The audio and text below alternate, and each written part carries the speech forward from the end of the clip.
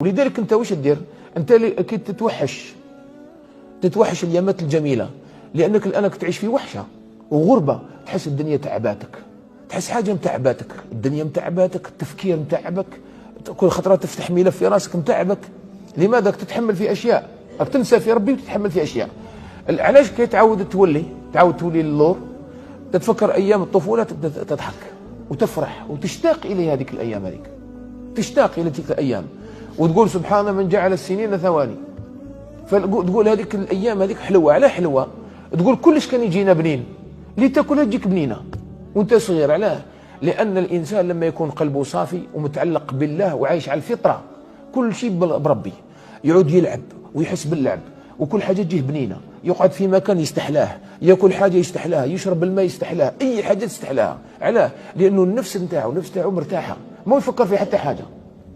على ما يفكر هو صغير، ويقول لك، تقول له كان تروح تقول له اسمع تغديت، يقول تغديت، والعشاء واش تعشاو؟ مشكل، يقول لك لا، يقول لك بابا يدبر راسه،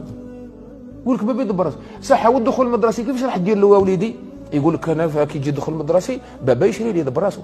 هو ماهوش يفكر بابا هنا ويجيبه ويندب ولا يطيح، ماهوش يفكر فيه، ومرتاح. هو متكل على بشره ومرتاح، احنا متكلين على رب البشر ومش مرتاحين.